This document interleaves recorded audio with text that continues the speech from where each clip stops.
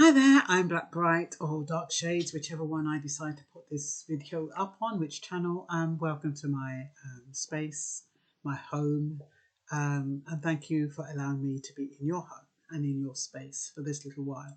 I wanted to talk about the lockdown in a sense of how it affects our behaviour and how we can try to get a grips of that behaviour once we understand what we are reacting to, what's making us feel so concerned, worried, anxious.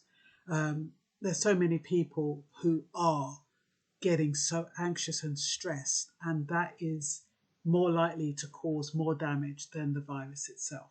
So I'm hoping to alleviate some of those concerns by creating a method of understanding what is actually going on in our lives during this time, during the lockdown, during the pandemic. It may not be what we think it is.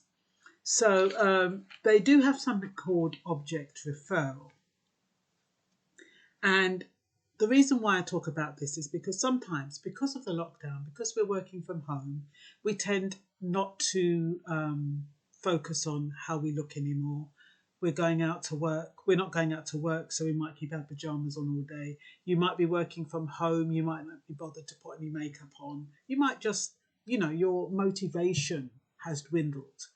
And that is because of something called object referral, because we are allowing our environment to dictate how we interact, how we behave, how we look. And if you do that, that means when the environment changes, you change. At the moment, we have lockdown. Lockdown is our environment. We are reacting to that. When I say we are reacting to that, it means that we might not, because we're stuck in our house, we might not feel like making an effort. We might not feel as happy as we would have felt if we were going out to work or if there was not a lockdown. So object referral is about that. And it's defining yourself through external objects, situations, people, titles, and status. You'll also find that people sometimes feel better when they know somebody famous. Oh, I know, say, John Lennon. I knew John Lennon. Me and him used to go out to the pub. Or I know that lady, she got an Oscar. She's my mate. Or my daughter, she's just got a PhD. The building I work in is one of the most famous buildings in the world. We live, or we validate ourselves through external things and people, and we somehow add value to ourselves because of what we associate ourselves with. And so when those things are taken away, it takes away our self-worth with it. So it's about not being object referred. It's about being self-referred. Self-referral is where you rely on yourself. You do not allow external situations, people to affect your peace of mind or your happiness. Okay, so when you're receiving compliments, you're happy. Criticisms will make you feel insecure. This is an example of object referral. When people's behavior or reaction changes towards you, it then affects how you behave and your reaction. In other words, you evaluate yourself based on the views of others and you see yourself through the eyes of others. Toing and froing relating to lockdown could affect how you feel and how you behave. And that's what sometimes happens, you wake up in the morning, we have Christmas. All these 5 people, 5 families can come over for Christmas. Christmas is happening. We're going to lift the lockdown so you can all spend time at Christmas with your families. Everybody's happy, go out shopping, blah, blah, blah. A few days later, oh, you can't do that. You can only have one person. You can't even have one person if that person's not in your bubble. People start feeling down. We're allowing what's happening outside to affect what's happening on our inside. So I'm going to tell you a fable that gives you a very easy way of understanding how object referral works. There was once a man who only had two things he valued, and that was a pony and his son. One day the pony disappeared, and he was devastated because one of the things he had most valued had disappeared, had gone. So that was 50% of what he most valued had gone. He was in utter despair, thinking about what he had lost, when the pony returned with a beautiful white stallion. Suddenly, from the depths of despair, he became overjoyed. The next day his son was riding the pony, but then fell off and broke his leg. His father once again plunged into misery about his son's misfortune. Oh, my son's leg, oh, what is he going to do? He won't be able to work, blah, blah, blah. He was wallowing in misery when the next day the government sent the army to take all the young men to go to war. But because his son's leg was broken, he didn't have to go. So once again, his father moved from the depths of misery into the heights of happiness because his son didn't have to go to war.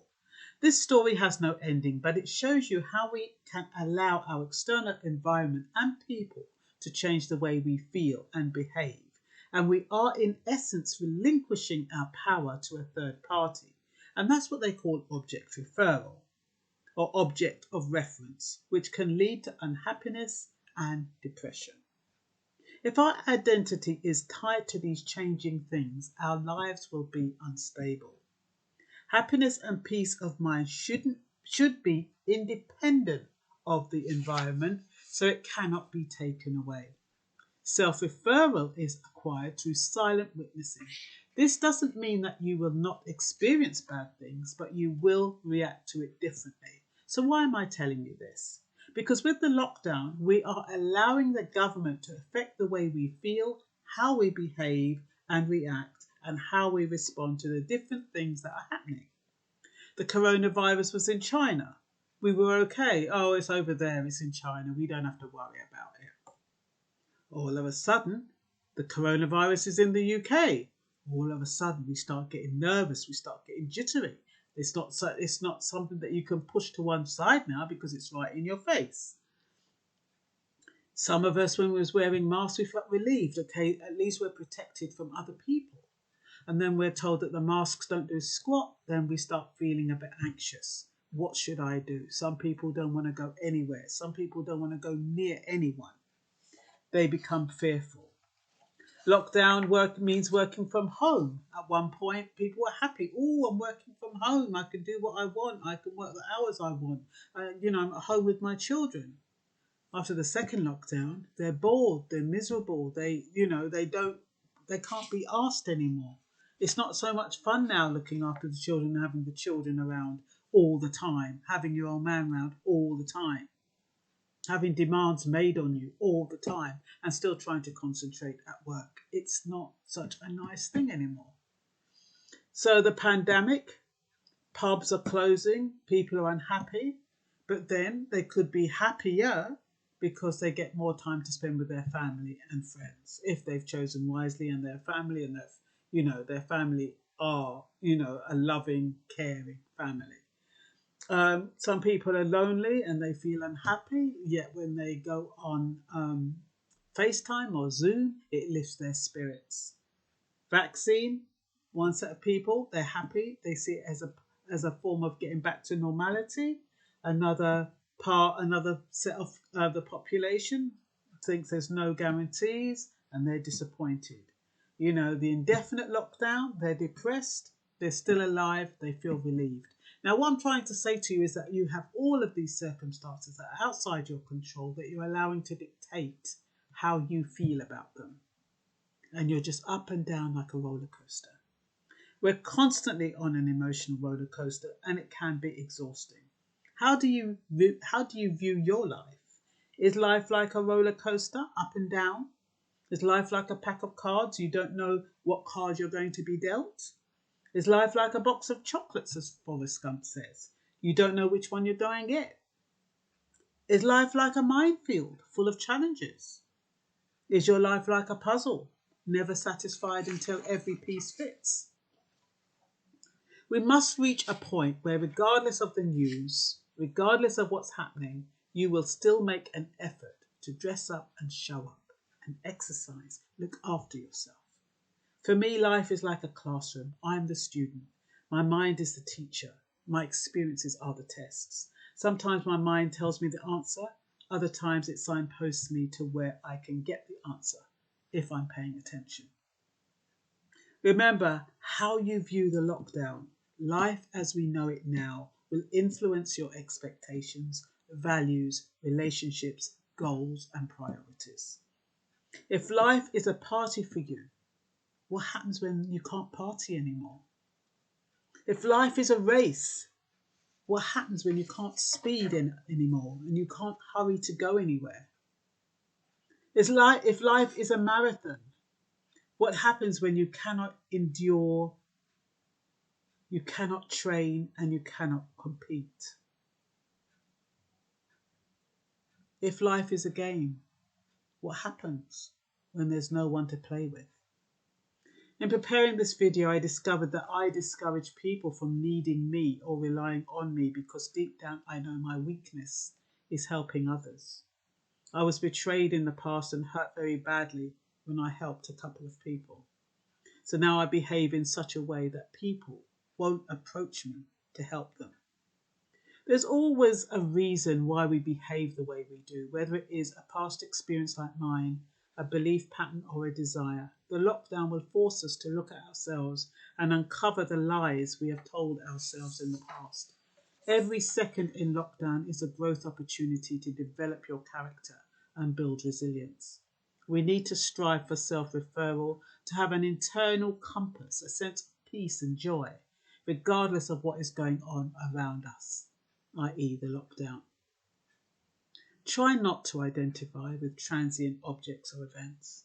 With self-referral, you do not fear challenges and you will not need to struggle for approval.